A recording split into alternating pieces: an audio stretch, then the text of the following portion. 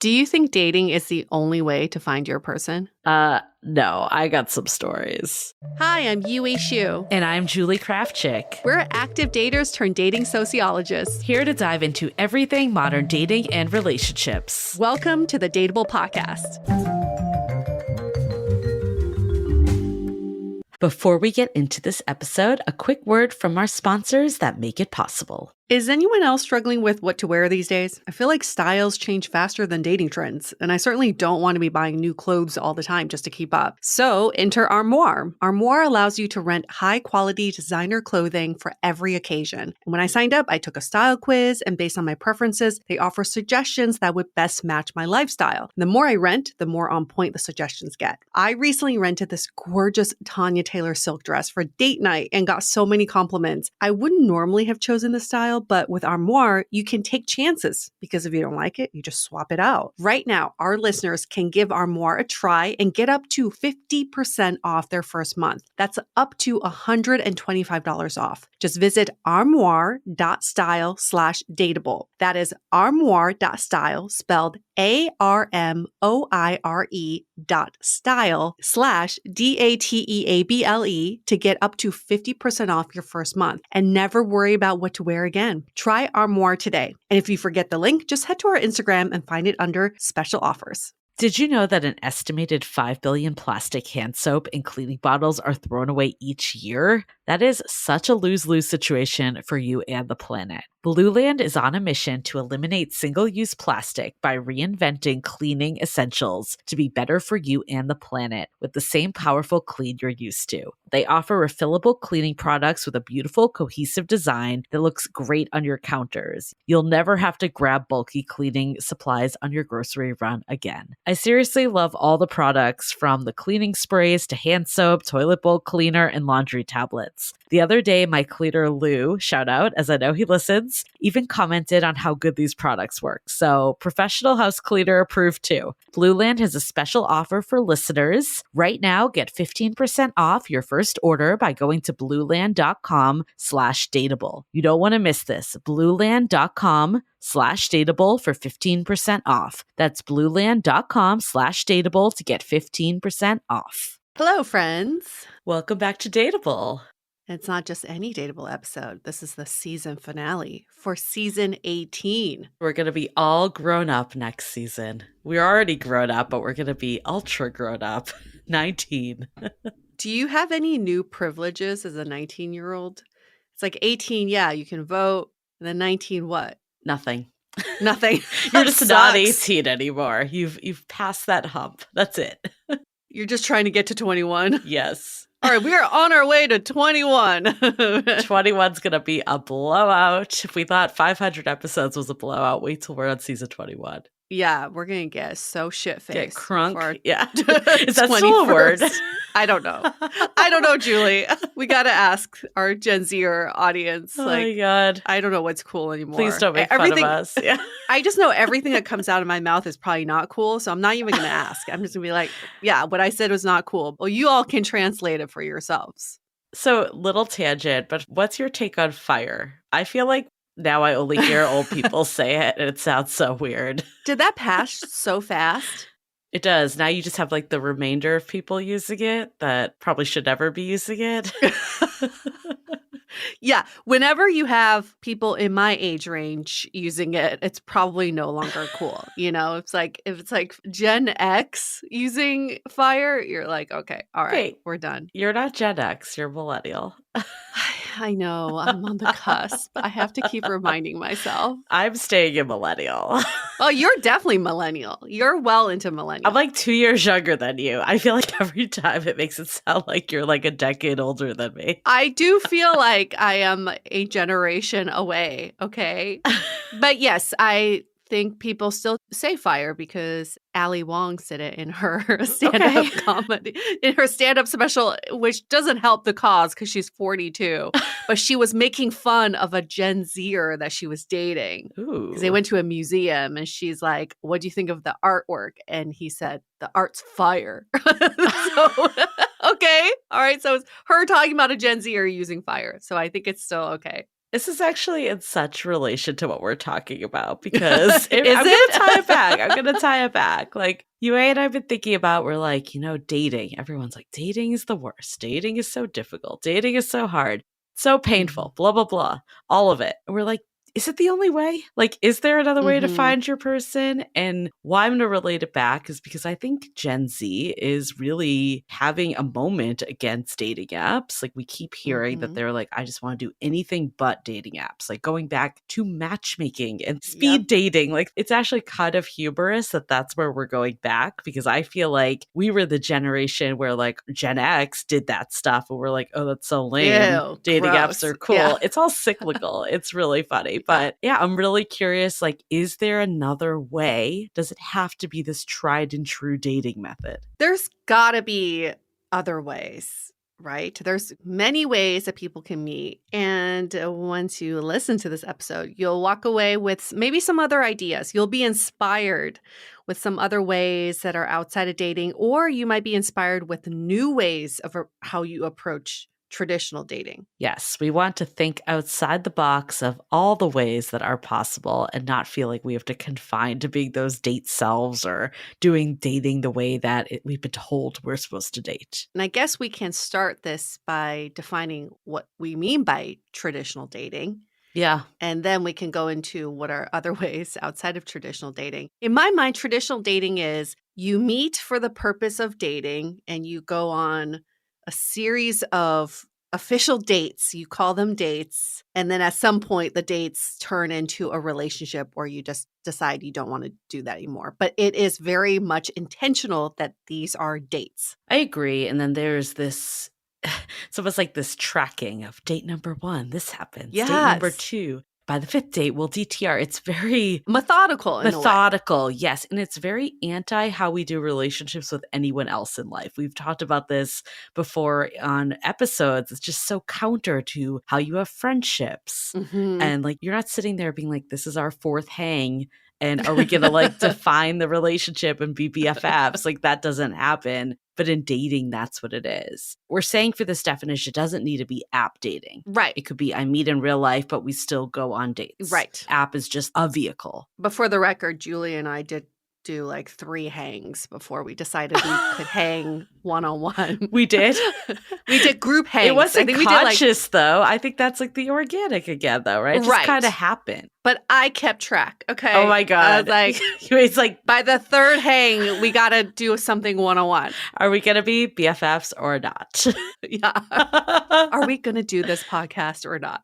I'm glad that you were the one rolling along our friendship. I didn't even realize. Yes, I was puppeteering it all. This is my concoction. I designed this. But yeah, we don't think about this in any other way other than, I guess you could say, like, job interviews is another way. Yes. To look at progression. I've had 3 interviews at this company. I'm going to get an offer soon. That might be the only other scenario. And that's why people relate dating like a job, or dating first dates are not really like getting to know you, but a job interview. But that's also why dating is so miserable, because who wants to go on a job interview in your spare time?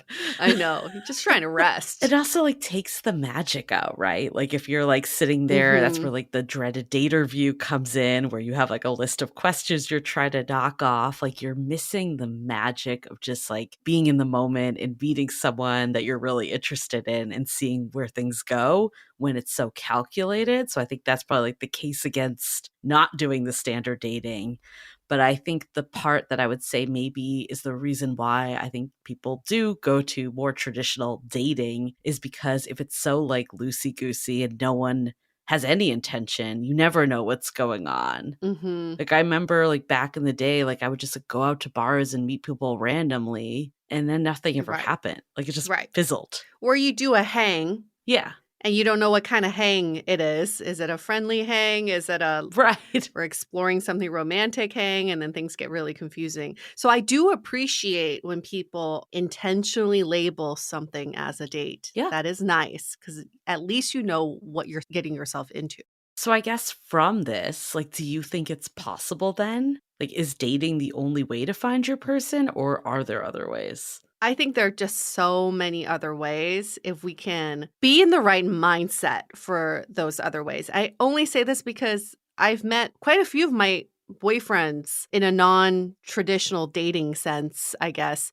I mean, like my current man friend, we did not date. I can't say we went on any official dates before we defined the relationship, but we had established rapport. We hung out and we just one day said, let's do this thing. So I think there are definitely these ways if you can both be in the mindset of wanting to get to know each other and with the sliver of possibility that this could be something more, but you're also okay if it's not. I agree. Like, I like that dating provides a framework. I do like knowing True. I'm out on a date and it's intentional. And I think True. for me, I struggle when I was like, what is this? Is this more? Mhm. Is this less? But I do think there's a lot of pressure that comes with dating. It's not the most natural, as we talked about. So I want to say that I do think that it's possible to meet your person in a non-dating way, but I do think that intention needs to be there. If it's not, then I Yes. think then you're just kind of circling around and you could have a lot of miscommunication. Right. If your intention is to get to know this person, just purely get to know them, you're fine. But if your intention is to see if they also like you back by hanging out or hanging around, Yeah. that's probably when it gets a little confusing. And I've definitely been in those situations too, where you're like, oh, we're cool. We're just hanging, getting to know each other, but secretly hoping that this person's like Right. in love with you. Yeah, I feel like I can remember a few of yours, like when you Oh, first moved to really? SF. Yes. And I want to hear, obviously some of it's just time and maturity, but I want to hear like how that was different than your last time around, where, it wasn't the quote unquote dating experience, but it still led Mhm. to a relationship fairly quickly. I want to get into it all, but before we do, quick announcements. Even though this is our season finale, we are not going anywhere. So Mm-mm. if you aren't subscribed already, make sure to hit the subscribe now. Make sure to hit the subscribe button now so you get all of our special off-season episodes where we mix it up a bit. And while you're there, make sure to leave us a rating and review and help us get to that 1K on Apple. We've had this goal for a bit, so we're really trying to get there. At 500 on Spotify, we are so close. So 5 stars, please. Yes. And then tell us what you learned from this season 18 and drop us a brunch talk question for season 19 because we're starting to prioritize those now. Woohoo. And as a reminder that our Meeting People IRL masterclass or our Meeting People IRL jumpstart course, however you want to call it, is open through the summer. Just go to dateablepodcast.com/programs to sign up if you want to get in on it and check out all the other offerings that we have. And of course, find us on Instagram, YouTube, TikTok under the handle @dateablepodcast. Perfect. Okay. Before we get into it, let's hear a quick message from our sponsors. Spring, a time for new beginnings. But you know what adds an extra spring to my step? Our partners at Via Hemp. Whether you want to get better sleep, ease anxiety, enhance your mood, or just get high, they have something for you, including their best-selling High Love Gummy, which will awaken your senses, increase blood flow, and intensify any sexual experience. A couple of weeks ago, I shared some of my gummies with my cleaner, Lou, who we've also had as a guest on this podcast. Shout out to Lou. The first thing he said to me when he came over today was if he could have more because they were that damn good. Personally, I've been liking their 0 THC products. So whether you're a 2 milligram or a 50 milligram user, Via has something for you. So head to viahemp.com and use the code DATEABLE to receive 15% off and one free sample of their award-winning gummies. 21 plus. That's VIIA hemp.com and use the code DATEABLE at checkout. Please support our show and tell them we sent you. Take your passion and pleasure to a whole new level with High Love from Via Hemp. Summer is basically here, and your wardrobe needs an upgrade, right? Instead of a flimsy fast fashion haul, which I used to be guilty of, now spend your money wisely on high-quality essentials that will last beyond the season. Quince is my spot for quiet luxury without paying luxury prices. They offer a range of must-have items like 100% European linen under $50, 14-karat gold jewelry from $30, and my most favorite recent purchase was a pair of comfy, high-quality biker shorts that cost about half of what I would normally pay. I know you're wondering how they do it. Quince partners directly with top factories to cut out the cost of the middleman and pass the savings on to you. And they only work with factories that use safe, ethical, and responsible manufacturing practices and premium eco-friendly fabrics and finishes. So I can feel good about getting high-quality items that last longer. Upgrade your closet this summer with Quince. Right now, go to quince.com/dateable to get free shipping and 365-day returns on your next order. That's QUINCE.com/DATEABLE for free shipping and 365-day returns. Quince.com/dateable. My word for this year has been harmony. And how serendipitous that Equilibria, a woman-owned wellness brand, focuses on bringing your mind and body back into harmony.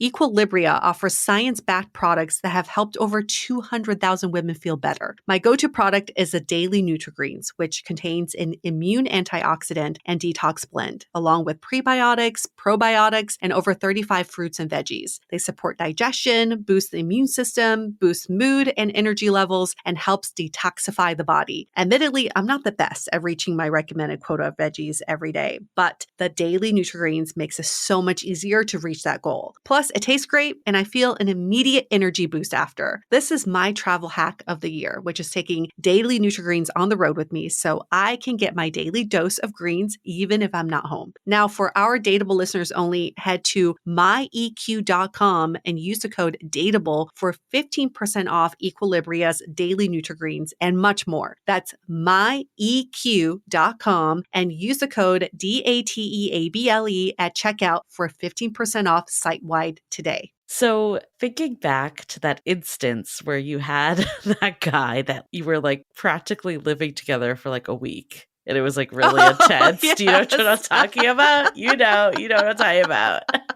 How'd you meet him? As like through friend of friend, right?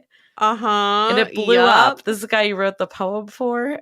Wow, of all of them, you had to bring up that one. It's the one that kind of stayed in my mind all these years later. That's the one I just shoveled away. So thank you for taking it back up. You're welcome. Anytime.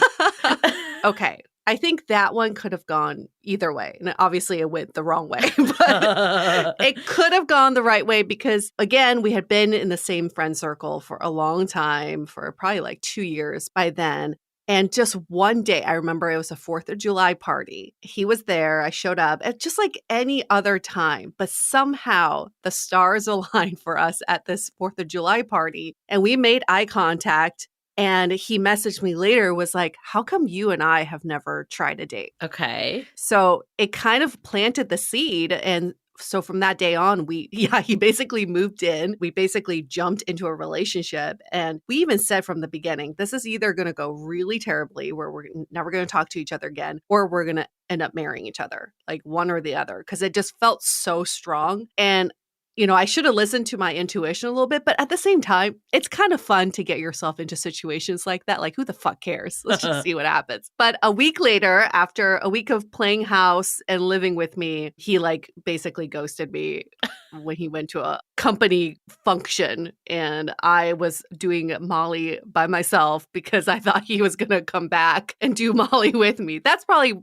a low moment for me to do Molly by yourself, like waiting for someone to show up. So that one definitely kind of blew up. But again, it's like, I don't know if I would have known that if I didn't even just go into it. But why do you think that blew up? There was never an interest for a friendship, ever. And I think that's always been the problem I've run into with these relationships that go out so fast. I never saw him as a friend. We were in the friend circle, but I never said, well, I kind of want to get to know him to see if we could hang out like as friends. I never had that interest. I don't think he ever had that interest with me. So all we had to go on was just mutual attraction. And once that mutual attraction, that initial stage passes, or even if you just realize it's only attraction, you probably don't want to explore spending more time with this person. There's no friendship. So hypothetically, in this scenario, if you had done the dating thing, do you think it would have unraveled more? Or do you think it would have just, the inevitable would have happened? Maybe just it would have taken longer. I think it would have just taken longer. Yeah. We probably still would have tried something, but yeah, it would have ended the same way because we were just not compatible as friends either. We're just not. We're just not. I mean, you knew him, right, Julie? I don't think I knew him. Oh, you never knew I him. don't think I knew him. But you knew the circle he ran in. Yes, So, yes. like definitely That I not do. the same vibe. No. Not the same vibe. Okay, so current day man friend. This wasn't the traditional dating either because you guys knew each other before. Mm-mm. Like, why do you think this worked, or how did it feel different than if you were quote unquote to like meet on the apps or even meet in the wild but go on more of like formal dates? We never had the fire attraction like I did with this guy. And I used to think like that was so necessary. Yeah. I don't think that's necessary now. I think the moment I saw him as an amazing friend was that time we went out to dinner and he was talking about his kids. I saw him in a different light. And I thought to myself, I can see myself deepening my friendship with this guy. He seems like a really good person. I think it worked because we had that foundation of a friendship. And also, Julie, I think what comes with a friendship is respect. Yeah. And admiration for someone. I don't think I had that with the other guy. I knew nothing about him. Yeah. I didn't care to know anything about him. So I didn't have that baseline respect even. And that's so key in a relationship, right? Right. I mean, I think with both of these, though, it's building because of friendship and social circles. Like it started off in that way and became more, developed into more. But instead of going through like I'm going to go on all these dates and learn about the person, you kind of learned about them under this like friend context a little more. Don't you think like, okay, if you meet someone on a dating app, I'll bring this back to you now, Julie, with your current partner. I think this is how the timeline goes. You meet someone on a dating app, you're attracted to them romantically, you want to explore dating them, and then you go back and establish a friendship. Yeah. It's not like you do friendship first and then, it's the opposite, but it's still like you still have to go back and search for that friendship and see if you can build it. My way with the current man is we just did friendship first and then relationship. But either way, you got to explore both for it to work. I mean, I agree in some ways and maybe not in others, because I think when I met him, my current partner, part of it was that I was looking for something different also. So similar to you, I wasn't really like looking for the spark necessarily, the fireworks that I once was, and maybe romantic 100% first. Part of what drew me to him was that I just really got along well with him. We didn't stop talking. So yeah, I wouldn't say we had a deep friendship on date one, but I could see this as someone that I could develop that friendship with. So I think it was a little of both in a way. It's like, of course, we were under a romantic context, but I think that helped the two of us because we're both the types of people that don't do as well with ambiguous situations. Like, I feel like he like maybe would never have made a move, or I wouldn't have if we were just like in this, let's just meet as friends situation. Yes. So you were already seeing him from a friendship angle, like, could I see myself hanging out with this person? Could I see myself really respecting this person, admiring this person, being around this person? Yeah. I mean, honestly, a little more than even attraction, given this is where, not that I wasn't attracted to my partner, I'm not saying that, but like where I was in my journey with this, all I was looking for on date one is, did I enjoy hanging out with this person? Yes. Would I want to see them again? Knowing just the limitations of first dates and what happens. Yep. And that was what I was judging it through. And because we started hanging out more and more, that's when the attraction built as well. I actually think that's probably the best way to start a relationship. Because, we've had friends who go on dates and they're like, oh, most amazing date. What did you like about this person? Oh, major chemistry. He was so hot. And then you're like, but did you enjoy your time? They're like, oh, actually, I don't know. I don't know what a Sunday would feel like with this person, but the chemistry was so hot, It's interesting because like I'm thinking back to other people I've met that haven't been in a dating app context or even a dating context. Like it was more like friends of friends or friends in general. And I feel like they never were defined or as defined in that world because it was so ambiguous. But then obviously other people, I have friends that never have really gone on dating apps or gone through the dating motions, or if they have, those never went anywhere. And like my old roommate, literally every ex-boyfriend or current boyfriend too, it's either a friend or a friend of friend. That was everyone. So you kind of just evolve into a relationship. with the people who are in your circle. Do you think it's just certain personalities like thrive better in this more construct type of environment versus more of we'll just see where things go type of vibe? I think there's definitely personality differences for sure. I know I thrive better from rapport building. Yeah. I need a lot of time with rapport building. And then some people also just thrive better in a comfortable space. So Yeah. maybe in their own friend circle. Yeah. And then others really thrive from meeting new people. Yeah. They've already crossed everyone off their list in their friend circle. Like, nope, none of these, but I need some new energy. So I think people just need to know themselves well, to know how they can build that foundational relationship with someone. What's interesting about you, I'm going to psychoanalyze you for a second. Oh, okay. I remember you used to get very caught into like date 1, date 2, like the Mhm. progression. Mm-hmm. But then I feel like a lot of your relationships have been with people in your life. Maybe not like a close Mhm. friend, but like your current partner, you knew him through like a work setting and you like had them more of the ease in. And then your ex before him, like you knew him through friends of friends. Yep. I'm wondering if like some of that guard is down because of that. It's probably both, Julie. It's the date counting, which gives me anxiety. Yeah. And also, it's my performative nature on dates. I probably am not showing my authentic self. Right. When someone's like, I'm taking you on a date, I'm like, oh, I got to be date UA now. Yeah. But if someone's just in my circle, I mean, even my boyfriend in Beijing, who I was with for 9 months and we lived together, we knew each other for almost a year Yeah. before that. And he saw the best and the worst of me, because we almost hung out like every weekend with a bigger group. So I think by the time we got together, I was like, I don't need to be anybody else but myself. It's a really good point because I think like some of it, even looking at my history, is like before my current partner, I had one other boyfriend that I met on dating apps, which was the British guy. Yep. And before that, I was like convinced dating apps did not work because I would just go on dates and they would never go anywhere. And most of the people I had like actual like connections with were people I'd met through friends of friends just in life. And I think for me, part of it was the same as what you were saying, this performative date version of myself. Like I had to be this person. It's almost like I had to actively train myself to get out of that in order to use apps effectively.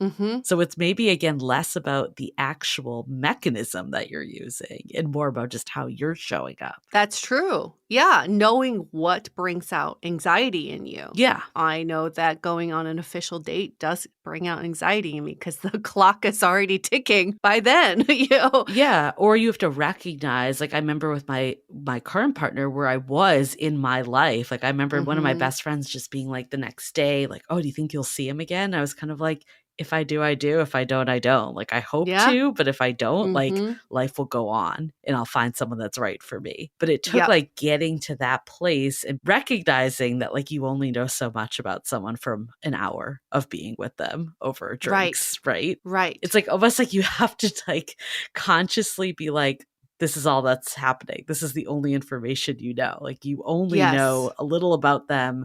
Stop like letting your mind run wild of what it could be and getting ahead of yourself. Right.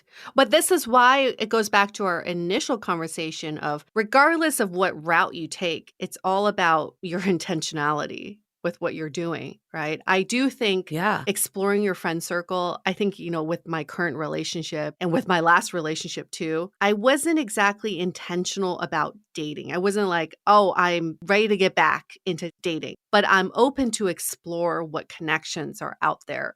There was no preconceived notions of what was out there and what I was getting myself out there. So it's kind of like going with the flow a little bit. And that probably, if you're in a state of like, I got to be very intentional about dating, this is my year of finding someone, maybe that route is probably not the best route because it's like very much see what happens. But if you are in the more like, I'm very intentional, these are what I want to accomplish with dating this year, then being on a dating app is the best way because that is like the most intentional you can be about dating.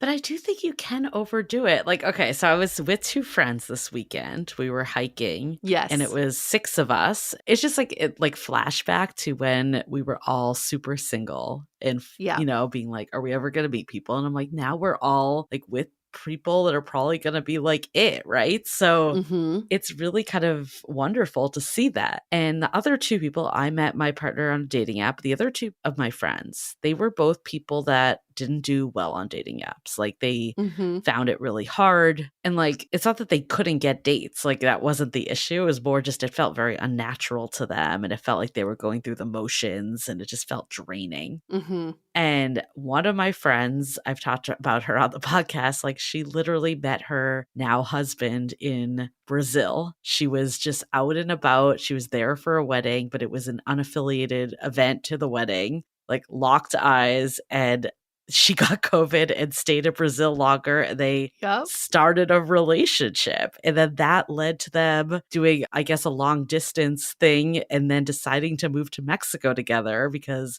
he couldn't get a visa to the US then. And then eventually 2 years later, getting a fiance visa and moving to the US. Yeah, and getting so I'd married. say that's an extreme situation of how you did not date at all, basically. Like they met. I mean, it's not that they didn't get to know each other. They did, but it basically was like, we're either doing this or we're not. And when she went to Mexico, it was like, I'm going here with the intention of being with this person, but if it doesn't work out, I'm going to go home. Mm-hmm. So it was kind of like a major fast forward, I guess, into dating, Yes. right? And it's such an incredible story knowing her background of like struggling with dating and then going on this trip and then basically like love at first sight. I would also argue your walls are down when you're traveling. You are more open to all types of people. You're more open to connecting. You're also more open to going out on your own. That's what she was doing. She went out on her own and met him. Right? It's a mindset shift. It's not like everybody's going to go to Brazil and find the love of their life. It's just like when your walls are down and you're like, let's see what happens. And I'm open to meeting people and I'm going to be in the best mood possible. That's probably when things do happen. And I will be the first to admit, like when she first told us all, we're just like, okay, like, Yeah. is this really going to work? Like you live here, he lives there. Like this seems very, you met for a week. Like it just seems like so out there, because it's so against the norm of dating. But I do think it also takes two people that are very highly committed to making it work. I think for their example of it working, there's probably 10 that doesn't work. So I don't want to say again, absolutely, everyone just goes on vacation and meets someone. Like you both need to be like, yeah, we're going to make this work. For sure. But that's with every relationship, right? It's the same thing. If you meet on a dating app, you get strung along for a long time. Or if you meet someone that's like, yeah, I want to make it work, we're going to make it work. So it's more of that. Absolutely. But how do you think, you were starting to say like you think people can overdo it. What do you mean by that? Well, I think like in her case, she kind of needed that like fresh start, right? Yeah. Like it was like this cycle. I just remember her like just going on a date, not being super excited about it, just meeting the person, coming back and being like, meh. Like that was, it was like a cycle of just going in kind of like not super excited. Yeah. Coming out not super excited. Just like very flat, I guess. And then this felt like excitement. Like it felt like the energy was back kind of thing. I do think like the whole being really intentional about dating can burn you out really fast. Yeah. Because you end up having these expectations of dating that are not based in reality. And I think like what has worked for me is going into any scenario with the expectation of being surprised. Yeah.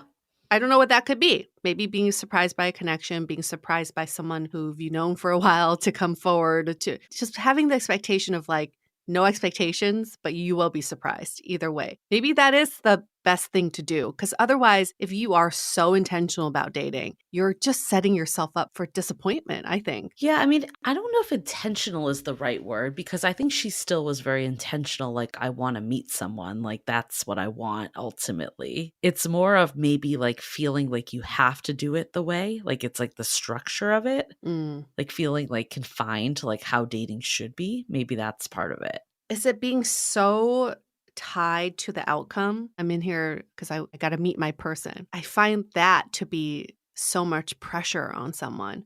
Yeah, I could see that for sure. Yes. My other friend that we went with, this is an interesting Such a good story. So they met 9 years ago in an Uber pool.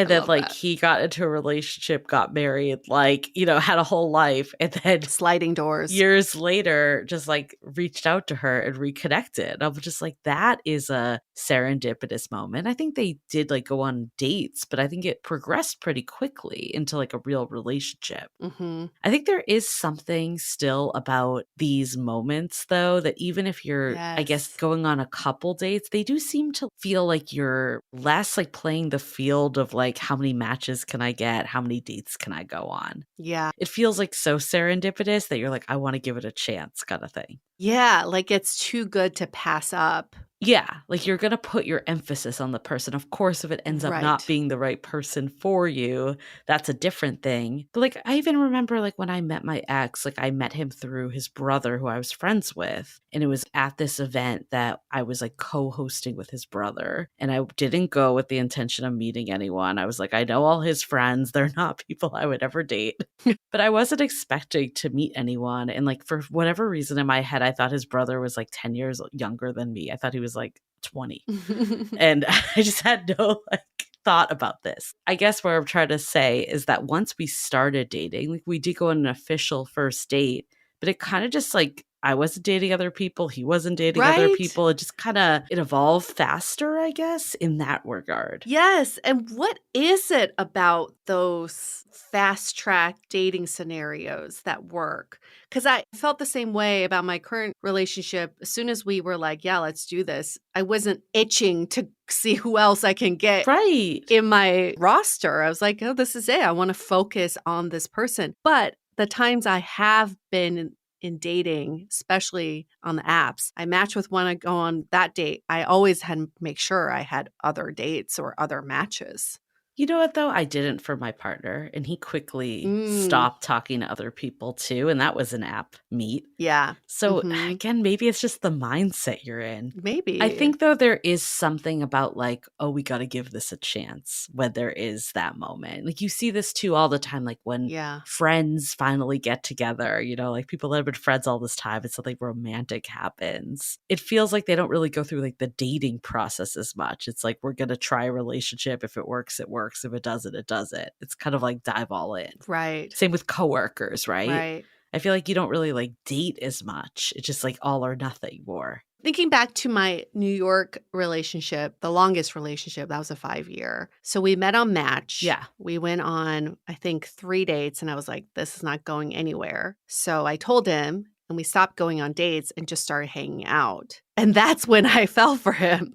So it was when the dating stopped. Was when things developed, and that ended up being a 5-year relationship. I think there was just something so contrived about the dates. I just couldn't build that chemistry with him. That's so interesting. Isn't that weird? I don't know. I think maybe that's what it comes down to, is like if you're able to date and like go through the process of dating and remove that contrived feeling. Because I'm actually thinking about both of my relationships that started on apps. Like the British guy, the first conversation we had was like pranks we pulled on our friends. It was not like your standard date talk at all. It felt like I was catching up with a friend. And then my current partner too, like I feel like we met in COVID. I feel like both of us were just like trying to meet new people in like very laid back, low stakes way. Low stakes, but high intention. Yeah, I think there's a balance. There's a balance. That's what it is. It's like you know what you're looking for, but you're not so contrived about it. Yeah, it has to go this way. You don't have to be that. Yeah. I mean, what I'm taking away from at least this part of the conversation, yes, it's absolutely possible to meet people in non-date ways. There needs to be intention behind it still. And even if you are going to meet someone in a date way, it's like, how do you just let your authentic self show more, which is usually probably what happens in the non-date way organically. It just goes back to our Meeting People IRL course, where we really just talk about the fact that you just have to put yourself in environments where you thrive. Yeah. Right? Yeah. That's when you're authentic. That's when you're not contrived. You are putting your best self forward, not because you're trying to, it's just because you naturally are in that environment.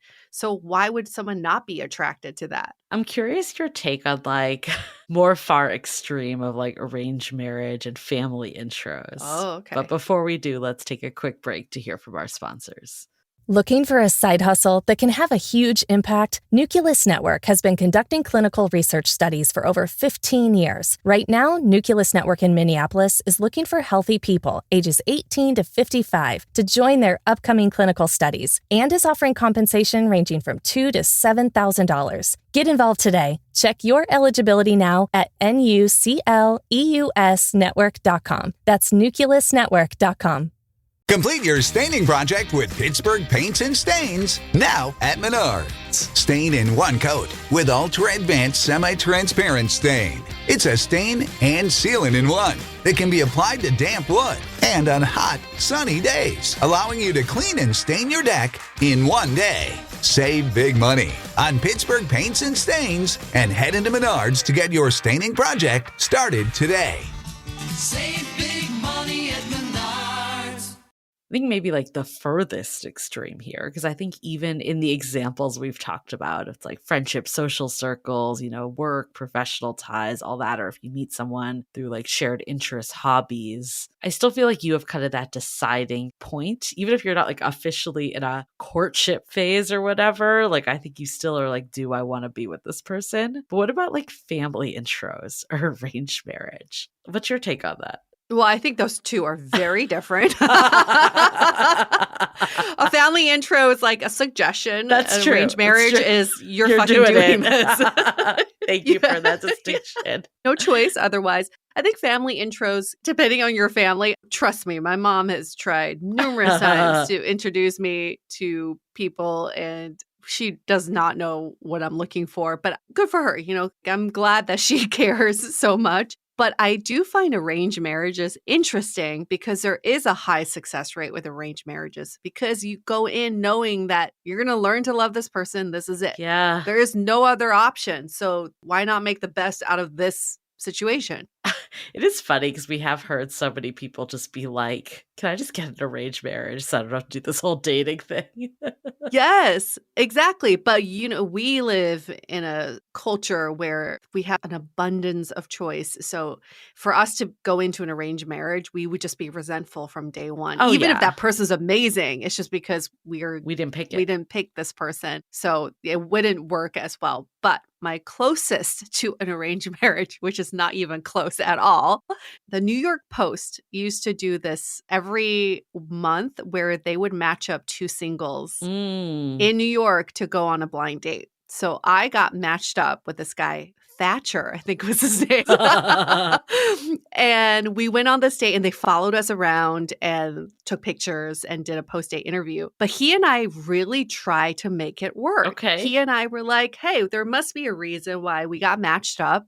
So let's try and see what happens. So I would have never picked him out of a lineup. Okay. Very different from my circle. But we gave it a go and it quickly fizzled because we knew that we were not compatible. But at least we gave it a try. And I thought it was a very interesting experiment because for that month that we tried, I was solely focused on making this thing work. I was very dedicated. Interesting. So it's more, again, it's not like are we dating or not dating, but it's the mindset of this is the one option. Yes. And you want to make it work. It becomes your project almost, right? You get into that mindset of I'm going to do my best to make this work. This is such an interesting one because I feel like this mindset is good in some ways, right? Because it's the committed mindset that is so lacking in today's world of modern dating. But it also could be detrimental because you're like, I'm just going to make it work against any other reason, right? Right. And that might not be what's best for you. Right. One of the beauties of modern dating is we do have so much choice that we can find the right relationship for us and not just be like, I'm going to take whatever comes along. There is a beauty to that. But there is something to be said about two people committing to making it work. Yes. Even if, against all odds, at least two people are on the same team, that, in theory, should work. It is half the battle. I will agree on that. I mean, obviously, there has to be the foundations of just enjoying the company of the other person and, being a healthy relationship in so many ways. So I wouldn't say it's only commitment. Someone could be a raging narcissist or abusive to you, but they're committed, right? And that wouldn't be good.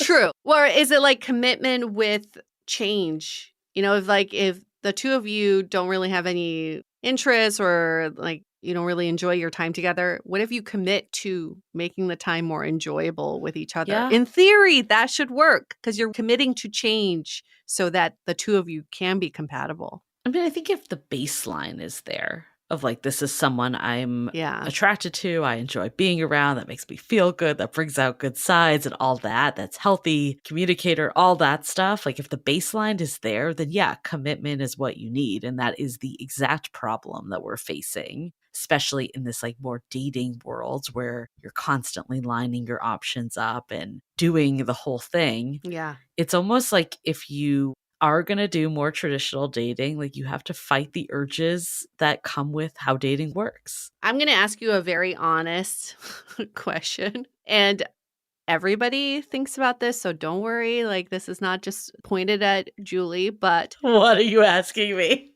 if you and your partner were not to work out, Yeah. how would you approach dating Okay. this next time around? Oh, that wasn't as bad as I thought it was going to be. Oh, okay, good. I'm glad I set that up. I mean, honestly, I would use apps again. I have no qualms about apps. Like, I think it was efficient for me. I liked knowing that this person is here for the same reason as me. Mm-hmm. There was something very nice about that. So I would 100% do that again. I also found a way that I was able to use apps that did not control my life. Yeah. And like I said, I was able to say like, okay, what is me giving into the way dating's supposed to work versus like, this is just another vehicle to meet someone. Mm-hmm. So I don't think I would have an issue with that. I also don't think it's an either or. Like, I think there is being open to serendipity and those moments and just meeting people and reconnecting with old people and seeing what happens. Like, I don't think it needs to be, I'm going to do it this way or that way. It would be more like I'm just looking for that life partner and I need to be like intentional in the sense of when I see the right person, I double down on it. I guess my question is more like, is there anything you would do differently? I would be more like open to finding the possibility in any environment. Mm. You know, like if I'm in a non-dating environment, be like, oh, is there someone here I could date? I think I was very like contextual. I'm like, I'm in a work environment, it's work. I'm in a dating environment, it's dating. Mm-hmm. So I would maybe expand that out a little more. Mm-hmm. And it's not like I was like never like, I remember like thinking like a coworker was attractive, for instance, but it would be hard for me to cross that line because it was in coworker territory. Right. Or friend territory. I did have friends that became more, but it was never me initiating them. It was only them doing it. So maybe it would be me taking more chances to go outside the blurred lines. Uh-huh. What about you? What would you do differently? Join a pickleball league. This is like where everyone's meeting But people isn't right that now. how you like kind of met people outside of your partner was tennis? You Kind did of, that? yes. Yes. I mean, like tennis is very much female at my level. It's like a lot of women, but pickleball seems to be very much a co-ed social sport. Oh, totally. I think that's what I would do. I would not do that. I don't disagree. So I don't disagree with you. I agree it's a great place to meet someone. For me, that sounds like a terrible Right. place. Like it just would not fill my cup in any way. So it No. ultimately comes back to what's good Yeah. for you. Yeah. Don't do anything that No. you would hate doing. That you're going to meet someone you're going to hate. I mean, that's like the whole core too of what we did in our master class. This was like, how do you find what works for you and what's like a good environment for you? Because like you were Yes. saying earlier, you're not going to thrive if you're on a pickleball court and you hate pickleball and you're just going because you think you can meet people. Right. Yeah. But if you genuinely are like, this is fun, it's a great opportunity. Right. Exactly. Exactly. So I guess net from this whole discussion, what are your takeaways? I think for me, it's like, yes, there's no need to limit it to just dating. Like expand where you can meet someone. Yes. I don't know. I feel like it can't just be like, we'll just see where it goes and like so flexible unless that's what you want at the moment. Like if you want a long-term relationship or you want that life partner, like still stay like true to what you actually need and want from someone, no matter how you meet them. And then what I'm taking away too is so much of this is the mindset. So if you can figure out what's getting in your way, like if you feel like traditional dating is making you show up a way that's not really you, or it's feeling like too forced, how can you maybe let down some of those walls, even if you are to keep using apps or do more of a traditional method in addition to finding these other ways. Yeah, find what energizes you, what fills your cup, what makes you feel like you can thrive and do more of that. Yeah. Whatever that may be. Some people really thrive on apps. Some people really thrive on meeting strangers.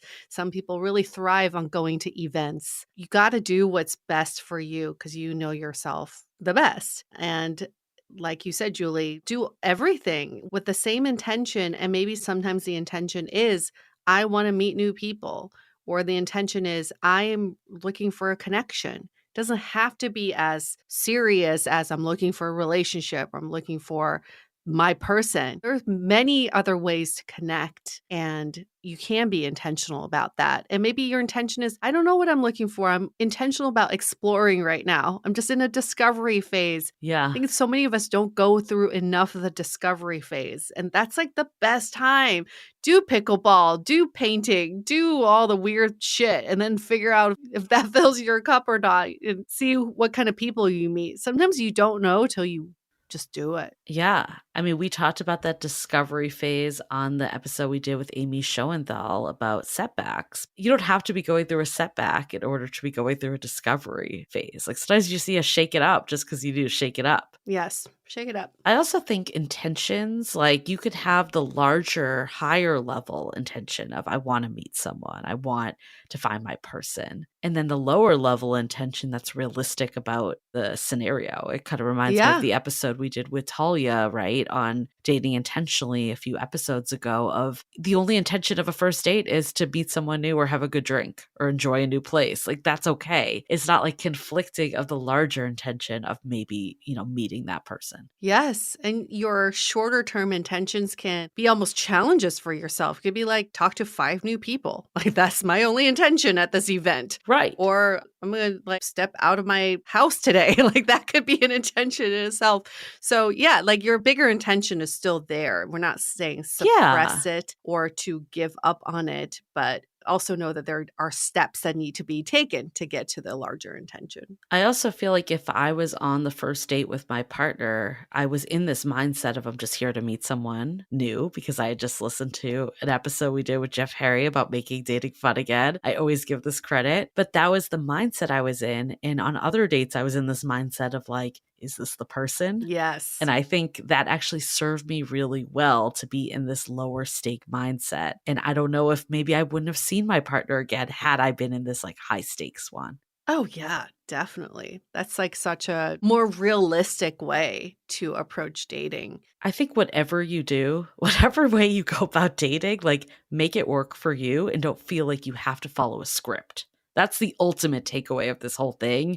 Whether you choose more traditional dating or going against the grain a little and seeing what develops into more, just do it your way. Yeah, I know some of you are going to listen to this episode and be like, oh my gosh, someone met someone in Uber pool, someone met someone in Brazil. Yes, there are many stories of how people meet, but the only thing you have control over is to just allow the universe to surprise you. Yeah. You do not have control over circumstances of how you meet someone. So instead of being like, well, I heard this story and so met their husband, so met their future person here, like get rid of those stories. And just the only thing you need to know is there are just so many possibilities everywhere you go.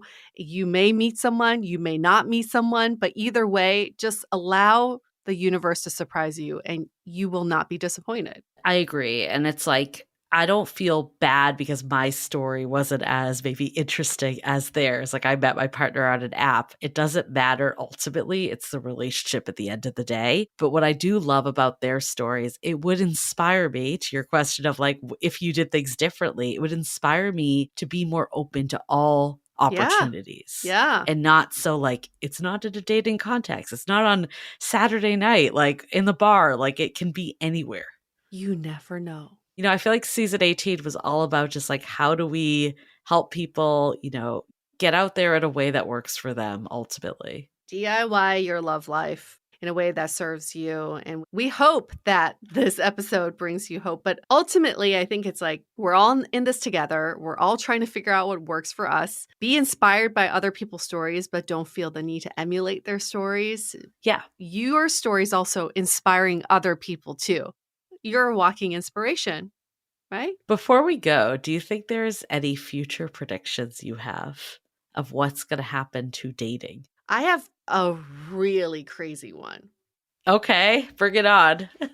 I don't know how long this is going to take, but I feel like we're trending that way, is that there's going to be a clear separation between sexual relationship and a friendship relationship. And currently we're seeing that in Japan. There's a thing called a friendship marriage that a lot of people are doing, which is a sexless marriage with the opposite sex.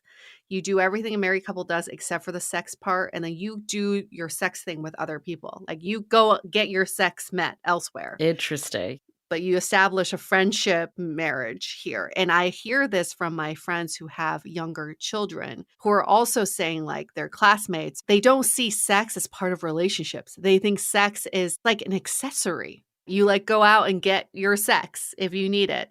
But the basis of a relationship is the relationship, the friendship itself. Very That's my interesting. guess. I was going to say mine maybe isn't that far off. I think what's going to happen though is there's going to be the end of a first date. I think that's going to stop being a thing as much because right now first dates, people are already saying like it's not even the real date. Especially if like app dating is central. It's almost like this first time meet. Like if you were out and about, like you meet for the first time, you see if there's any connection at all. I think people are going to start, we've called it meet and greets before, maybe there'll be another name or something that just lowers the stakes and allows you to just meet a little more organically. And then you go on that first date if we're going to go in a more dating model. Love it. Well, it's been a lovely season journey with you all, celebrating 18 seasons as we graduate into season 19. We have so much in store for you all already, but remember, we've got 500 plus episodes in our library. There is a lot to listen to, and pretty much none of you have listened to every episode. They all offer a nugget of something, so go back and listen. And it's really easy, especially on Spotify, to just search for what you're looking for. Like if you want, I don't know, I'm just throwing something out. Like if diaper fetish. That's not what I was thinking, but yes. Okay, if you wanted diaper fetish, do diaper fetish dateable. You'll get it. Yes. Healthy relationship dateable. You'll get it. First date dateable. You'll get it. Anything. We're going to see a spike in our diaper fetish episodes. And if you've been with us long enough, you know that we don't really go away, even on the off season. So make sure to tune in. We'll have just different content for you. We like to shake it up. Sometimes we'll interview each other or share some more personal tidbits too in this off season. So yeah, stay tuned. Make sure you're subscribed if you aren't already. I'm laughing because we just never go away. We never go away. We never go away. You can't get rid of us. I mean, you can stop listening, but we hope don't do that. Don't do that. No. Please keep us around, please. There are so many ways to connect with us. You can follow us on Instagram at Dateable Podcast is the handle. You can email us hello@dateablepodcast.com. We actually I feel like people don't do emails anymore. So if you send us an email, we'll definitely get it. We love emails. We definitely get some emails. But yes, I agree. DMs definitely more seem DMs. to be coming through stronger. I know. And you can also leave a review. We are really trying to get to that 1K in Apple and also Spotify. Help us get there. We're not as close there, but help us get there. That would mean the world to us. It also brings you better guests for the next season and just helps so much. You can ask your Brunch Talk question there. You can always email us too, and we'll be back with Brunch Talks as well. Yes. And then if you really want to see what's up, you can go to YouTube. That's where we experiment with shit. So there's a lot of experimenting. You'll get a hoot. You'll get a kick out of it. YouTube channel where we say fire all the time. Oh my God. Cool. No, we don't. Fire. People are like, no, I'm not going there. And on to season 19. Here we come. Okay. Wrapping this up. Stay dateable. The Dateable Podcast is part of the Frolic Media Network. Find more podcasts you'll love at frolic.media/podcasts. You can follow us on Instagram at Dateable Podcast and visit dateablepodcast.com for access to all the episodes and our premium programs. Also, make sure to subscribe today if you haven't already on Apple Podcasts, Spotify, or your favorite podcast platform so you are the first to get all the latest episodes. And most importantly, stay dateable.